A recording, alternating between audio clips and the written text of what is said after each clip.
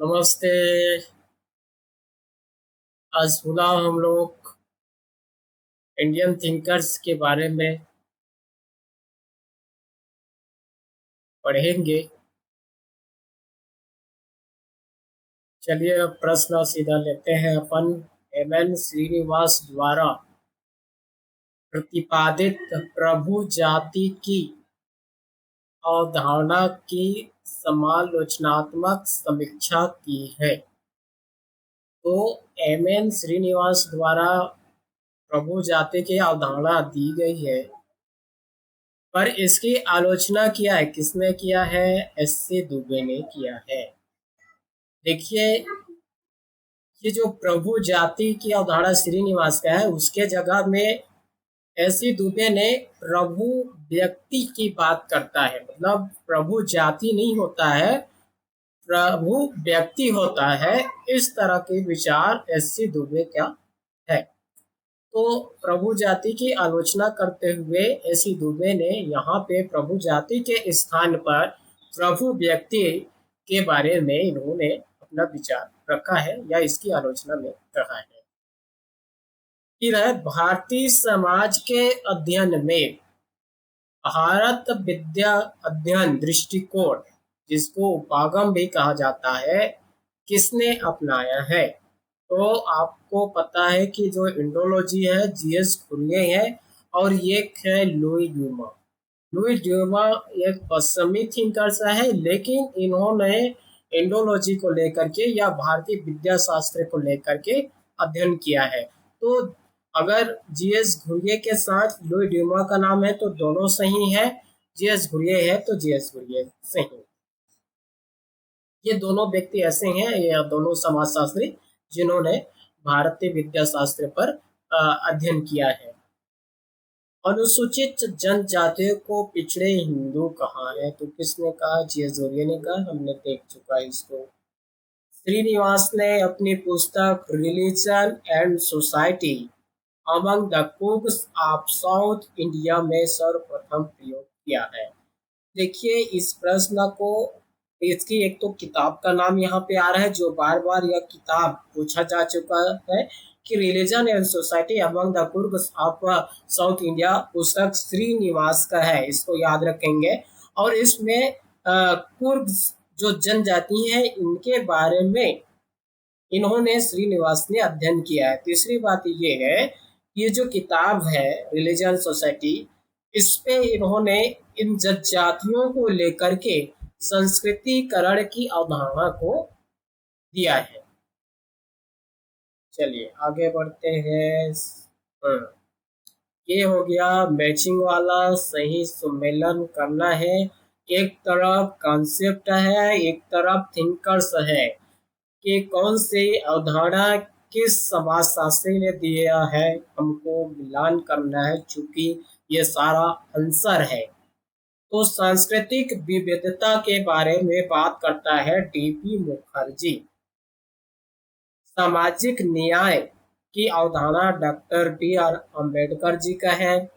पवित्रता और प्रदूषण के बारे में लुइस ड्यूमा बात करता है। इन्होंने जो जाति पर विविधता या जाति के बारे में जो इनकी किताब है एक होमो इरेक्टस करके, इसमें जो है इन्होंने जाति को पवित्रता और प्रदूषण के आधार पे, शुद्धता और अशुद्धता के आधार पे जो है बताया है। तो ये हो गया लुइस ड्यूमा के बारे में। स्वाधीनता आंदोलन, मैंने आपको बताया था जहां पर राष्ट्रवाद आंदोलन शब्द मिलता है तो वो ए.आर. देसाई के हैं। वोट बैंक की परिकल्पना किए हैं। तो भारतीय संदर्भ में वोट बैंक की अवधारणा श्रीनिवास ने दिया है। इनका मानना है कि जो भारतीय को देखते हैं कि किस तरह से आज वोट बैंक काम करता है लोगों में, राजनीतिक क्षेत्रों में। भारत में राष्ट्रीय स्वाधीनता आंदोलन का अध्ययन मार्क्सवादी परिप्रेक्ष्य में किया है। तो फिर यहाँ पे स्वाधीनता आंदोलन का शब्द आ गया, तो ये हो गया ए.आर. देसाई का। देखिए, इस एक प्रश्न को पूछने की तरीका अलग हो सकती है। यहाँ पे केवल स्वाधीनता आंदोलन दे दिया हमने, ए आर देसाई दिया। फिर यहाँ पे पूछता है कि भारत में राष्ट्रीय स्वाधीनता आंदोलन का अध्ययन मार्क्सवादी परिप्रेक्ष्य में किया है, तो ए आर देसाई ने किया है। तो ये जो कुछ किसी वाक्य के एक मुख्य शब्द होते हैं उनको पकड़ना पड़ता है, उसके आधार पे हम उत्तर ले सकते हैं। और वो भी ये मार्क्सवादी दृष्टिकोण से अध्ययन किया है, अर्थात एक संघर्ष को लेकर के बताता है। जहाँ पर आंदोलन हो रहा है जी, तो आंदोलन मतलब संघर्ष ही है। एस सी दुबे ने अध्ययन किया है, तो एस सी दुबे ने कमार जनजाति का अध्ययन किया है। इनका एक किताब है द कमार करके, बार बार पूछा जाता है द कमार की रचना या द कमार पुस्तक किसके हैं, तो एस सी दुबे के हैं और उसमें उन्होंने कमार जनजाति के बारे में अध्ययन किया है। चलिए नेक्स्ट फिर अपन बढ़ते हैं इस पे। मार्क्सवादी समाजशास्त्री है, तो मार्क्सवादी समाजशास्त्री में आ जाएगा ए आर देसाई और डी पी मुखर्जी। देखिए ये मार्क्सवादी इंडियन थिंकर के बारे में पूछ रहा है। हम पढ़ ही रहे हैं भारतीय समाजशास्त्री के बारे में, इससे स्पष्ट नहीं हो रहा है, लेकिन आप प्रश्नों को समझेंगे कि मार्क्सवादी के बात करते हैं तो हम सीधा कार्ल मार्क्स समझ लेते हैं, लुईस अल्थुसर समझ लेते हैं। हाँ, तो वो उनकी बात नहीं कर रहा है। भारतीय समाजशास्त्री में भी उसी दृष्टिकोण को लेकर के अर्थात संघर्षवादी को लेकर के अपनाते हुए ए आर देसाई और डी पी मुखर्जी ने भारतीय समाज का अध्ययन किया है। ऐसे दुबे द्वारा 2 चरणों में बताए गए अनुष्ठान शुद्धि है, तो अनुष्ठान शब्द के बारे में इन्होंने बताया है औपचारिक पूजा एवं पृथक्करण। तो औपचारिक जो पूजा होती है, एक पृथक्करण जो अलगाव होती है या अलग होती है। तो ये 2 चरणों में अनुष्ठान की बात करता है। कई बार इस शब्द को अनुष्ठान शुद्धि के बारे में पूछा जा चुका है, तो ध्यान देंगे इससे दुबे से संबंधित है। भारतीय समाज के अध्ययन के लिए अंतःशास्त्री पद्धति को अपनाया है, तो अंतःशास्त्री पद्धति ये बात करता है एस सी दुबे के बारे में। वह समाजशास्त्री जिसने अभाव की राजनीति की व्याख्या की है, तो ये भी संबंधित है एस सी दुबे से। इन्होंने जो है राजनीति की अभाव या अभाव की राजनीति की बात करता है एस सी दुबे। शुद्धता और अशुद्धता, अभी हम बात किए हैं शुद्धता अशुद्धता पवित्रता और प्रदूषण के बारे में, जो किसके संदर्भ में है, लुईस ड्यूमा के बारे में है। भारतीय समाजशास्त्री परिषद के संस्थापक थे, तो भारतीय समाजशास्त्री परिषद के संस्थापक जी एस घुरिये थे। इनके द्वारा ही भारतीय समाजशास्त्री परिषद की स्थापना की गई थी। एम एन श्रीनिवास के अनुसार भारत में संस्कृतिकरण से होता है, तो संस्कृतिकरण से सांस्कृतिक परिवर्तन आती है। भारतीय समाज के अपने अध्ययनों में भारत विद्या अध्ययन पद्धति का अनुसरण किया है। तो हम फिर से बात करते हैं भारत विद्या अध्ययन पद्धति या इंडोलॉजी या भारत परिप्रेक्ष्य के अंतर्गत लुईस ड्यूमा ही इसके विषय में अध्ययन करता है। अगर यहाँ पर जे एस घुरिये रहता तो जे एस घुरिये का नाम आता, अगर नहीं है तो लुईस ड्यूमा ठीक है। राधा कमल मुखर्जी ने सामाजिक घटनाओं के अध्ययन हेतु प्रतिपादन किया है, तो देखिए राधा कमल मुखर्जी ने सामाजिक घटनाओं का अध्ययन के लिए एकीकृत तुलनात्मक विधि का अध्ययन किया है। भारतीय राजनीति में सर्वोदय शब्द, तो ये जो सर्वोदय शब्द है ये महात्मा गांधी का शब्द है। कई बार पूछा गया है ये सर्वोदय की अवधारणा किसका है, महात्मा गांधी का। अरविंद के अनुसार सच्चे राष्ट्रवाद के विकास के लिए आवश्यक दशा है, तो ये का मानना है कि अगर एक सच्चे राष्ट्र की विकास करना है तो उसमें नैतिक शिक्षा का होना जरूरी है। बिना नैतिक शिक्षा के देश के जो विकास है या राष्ट्रवाद का विकास वो भी सच्चे रूप में मुश्किल। महात्मा गांधी ने हरिजन शब्द का प्रयोग कब किया था, तो ये 1900 1933 में किया था। लेकिन अगर हम जो है साइमन कमीशन की बात करेंगे तो 1935 आ जाएगा जी। गांधी जी ने किस सिद्धांत के द्वारा धनी लोगों को अपनी संपत्ति का उपयोग सार्वजनिक हित में करने की प्रेरणा दी है? तो उनका एक सिद्धांत है जिसके अनुसार से इन्होंने बताया कि जिसके पास अत्यधिक संपत्ति है वह अपनी संपत्ति जिनके पास नहीं है उनको दे करके इस तरह से एक हित के कार्य या सामाजिक हित के कार्य होना चाहिए। तो इसके लिए इसमें संरक्षता का सिद्धांत दिया है कि एमए के सिलेबस में भी है। मानव चक्र के रचयिता है, ह्यूमन साइकिल के रचनाकार है श्री अरबिंदो। बार बार पूछा जा चुका है। मानव चक्र ह्यूमन साइकिल के रचनाकार है अरबिंदो। यहाँ पर अरबिंदो के बारे में हमने एक और प्रश्न देखा है कि सच्चे राष्ट्र के विकास के लिए नैतिक शिक्षा का होना जरूरी है। भारतीय समाज शास्त्री जिसने रामपुरा गांव का अध्ययन किया है, तो किसने रामपुरा गांव का अध्ययन किया है? श्रीनिवास ने किया है। इंडियन सोशियोलॉजिकल सोसाइटी की स्थापना की है जीएस घुरिये ने। अभी हमने इसके ऊपर पढ़ा है। महात्मा गांधी के राम राज्य की अवधारणा में विशेषता थी, तो क्या विशेषता थी? साम्यवाद की। पुस्तक दृश्य और क्षेत्र दृश्य में विभेदीकरण किया है, अंतर किया है, तो ये है श्रीनिवास ने। देखिए जीएस घुरिये की जो उनका क्या था, बुक व्यू विचार था, मतलब जो कुछ पुस्तक पे लिखा गया है वो उनको जो है मुख्य स्रोत मानते हैं। ये पुस्तक दृश्य हो गया।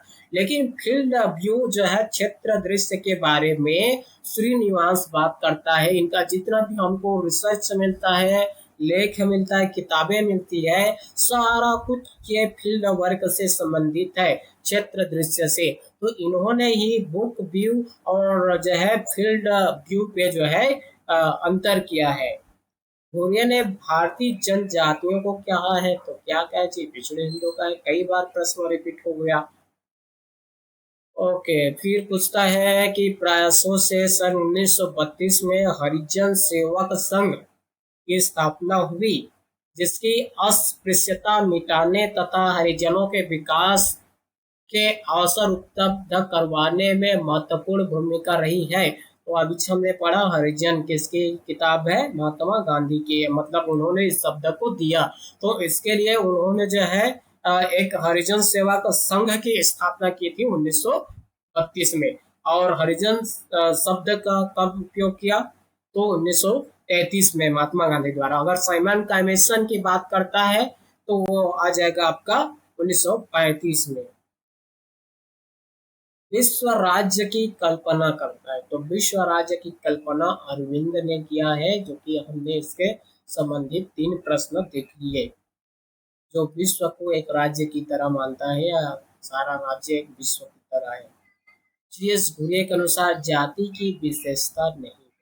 तो जाति की विशेषता हमने जीएस घुरिये के अंतर्गत 6 पॉइंट में देखा था, जिसमें से एक नहीं है बताना है। तो व्यवसाय के प्रतिबंधित चुनाव का अभाव, तो व्यवसाय के प्रतिबंधित चुनाव का अभाव पाया जाता है जाति में जी? नहीं पाया जाता है सर, पाया जाता है। लोग आज परंपरागत जो उनके व्यवसाय है उसी कार्यों को करते आ रहे हैं, कर रहे हैं। चलिए, फिर एक तरफ हो गया आपका प्रश्न, तो अच्छा जा चुका है डबल इसी को, इसलिए इसको छोड़ते हैं और हम बढ़ते हैं 1936 में इंडिपेंडेंट लेबर पार्टी की स्थापना की थी।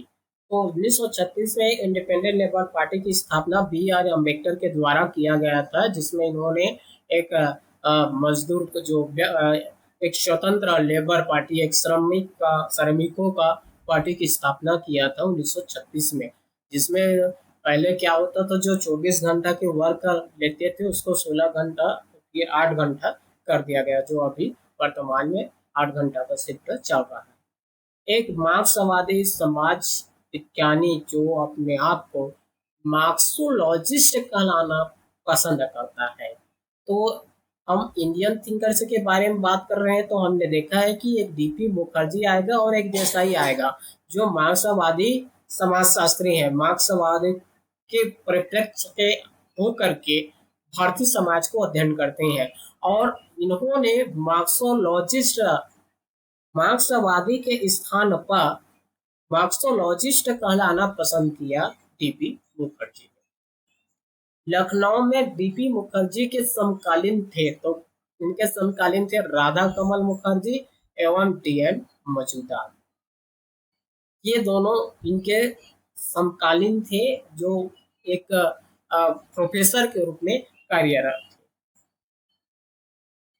समान रूप से भारतीय सामाजिक संरचनाओं एवं प्रक्रियाओं के अध्ययन में मार्क्सवादी विधियों को लागू किया। फिर वही पूछ रहे थे, मार्क्सवादी विधियों को लागू करने वाला हमको यार देसाई मिलेगा, यार देसाई नहीं रहेगा तो डीपी मुखर्जी का उत्तर होगा। एक श्रेष्ठ समाजशास्त्री लुई डूमा थे, किसने कहा थे? तो देखो, एक श्रेष्ठ समाजशास्त्री लुई डूमा कहाँ थे, ये पूछ रहा है, तो ये फ्रांस से थे। फ्रांस से कौन थे? अगस्ट कांटे जी भी थे। एस सी दुबे से संबंधित अध्ययन क्षेत्र है, तो एस सी दुबे ने कहाँ का अध्ययन किया? समीरपेट गांव का अध्ययन किया है, इसको हमने देख भी लिया है। एम एस श्रीनिवास ने जाति और धर्म के अध्ययन में जोर दिया है, तो जाति और धर्म के अध्ययन में जोर दिया किसके अंतर्गत? संरचनात्मक प्रकात्मक पहलू पर। देखिए, एम एस श्रीनिवास के जो अवधारणा है या जो परिप्रेक्ष्य है इनका, ये संरचनात्मक प्रकात्मकवादी है। इनकी जो विचारधारा है वो संरचना से लेकर के और संरचना से जो उनके प्रकार्य है उनके अंतर्गत इनका विचारधारा था। कैम्ब्रिज ने डब्ल्यू.एच.आर. रिवर्स से प्रशिक्षण प्राप्त किया। तो डॉक्टर रिवर्स गुरु हैं किसके?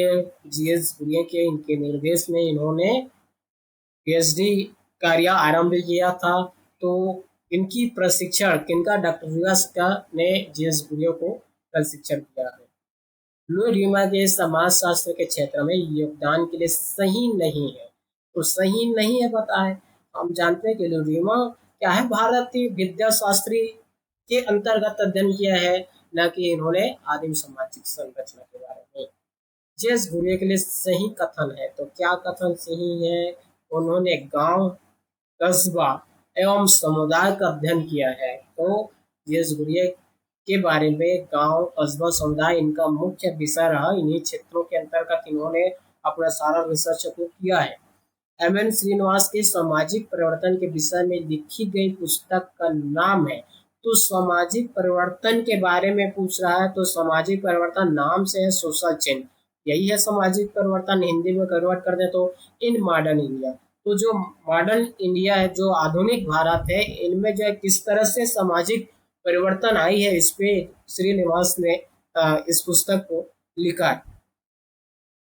सैद्धांतिक बहुलवाद के जनक क्या इसका प्रैक्टिशनर कहा जाता है? बैठ जाता।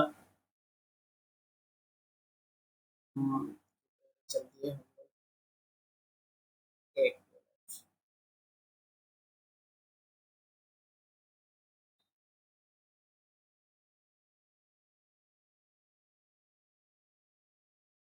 वोट बैंक या के, हाँ।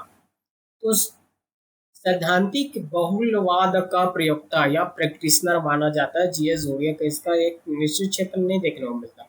ये एक ऐसा व्यक्ति है जो विभिन्न क्षेत्रों में इनका अध्ययन कार्य देखने को मिलता है, इनका सिद्धांत अवधारणा मिलता है।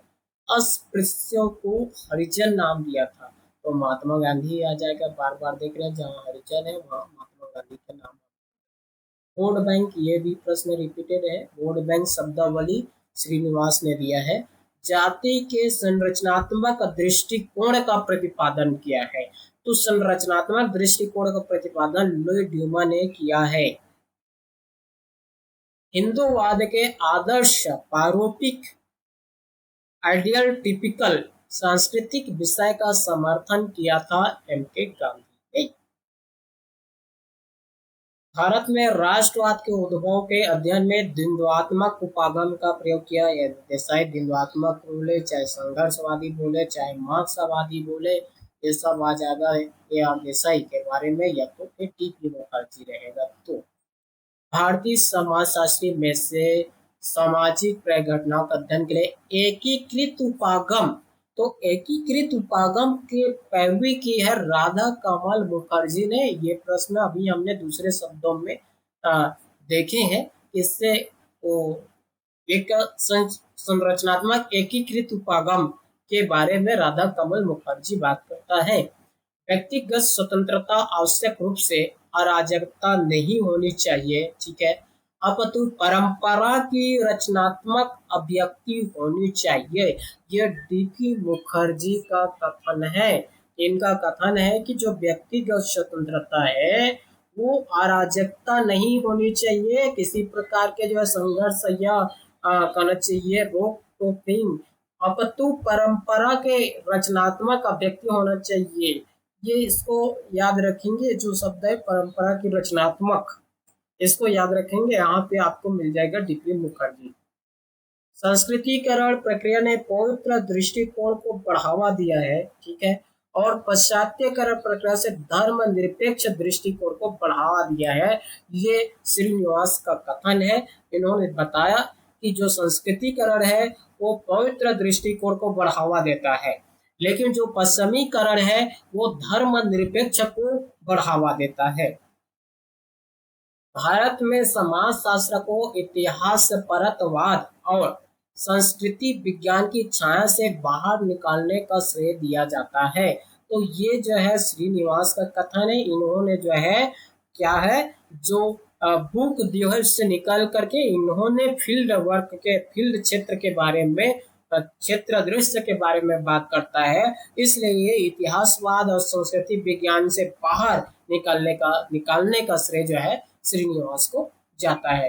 ये केवल बुक व्यू पे रखना नहीं चाहता है, बल्कि वो वास्तविक घटना जो समाज में घटित हो रहा है, जिस एरिया में, क्षेत्र में घटित हो रहा है, वहां से जो उनको जानकारी मिलती है या अध्ययन में जो जानकारी शामिल होती है उसी को ही जो है इसलिए इनको जो है क्षेत्र कार्य के रूप में जाना जाता है। वह समाजशास्त्री जिसने दुख प्रकट किया कि एक संस्था के रूप में जाति की बाधक भूमिका, देखिए एक समाजशास्त्री जिन्होंने इस बात से उन्हें दुख है कि जाति क्या है, बाधक होती है भूमिका अदा करने में या प्रतिक्रियावादी महत्व, अभी भी भारतीय अर्थव्यवस्था के छात्रों के द्वारा अपर्याप्त रूप से ही समझा गया है। तो ये आर देसाई का कथन है, जो जाति को एक बाधक भूमिका के रूप में मानता है, और जो भारतीय अर्थशास्त्र के विद्यार्थी हैं, छात्र हैं, उन्हें अभी भी यह बात समझ में नहीं आई है। ये आर देसाई का कहना है। जाति प्रथा का गुणारोपणात्मक और अन्योन्य क्रियात्मक विश्लेषण किया है। तो जाति प्रथा के आधार पे इन्होंने जो हायरार्कीज रखा है, उसके अनुसार से इन्होंने गुणों के आधार पे और उनके बीच जो क्रियाएं होती है उनके आधार पे विश्लेषण किया है। भारतीय परंपराओं को या का सिक्स फोल्ड 6 आयामी में वर्गीकरण किया है। तो ऐसी दुबे ने किया है। ऐसी दुबे ने भारतीय परंपराओं को 6 वर्गों में विभाजित किया है। ठीक है, आज के लिए इतना ही। नेक्स्ट क्लास में अपन फिर से मिलते हैं। आप वीडियो का आनंद लीजिए और अपने नॉलेज में वृद्धि कीजिए। थैंक यू, धन्यवाद।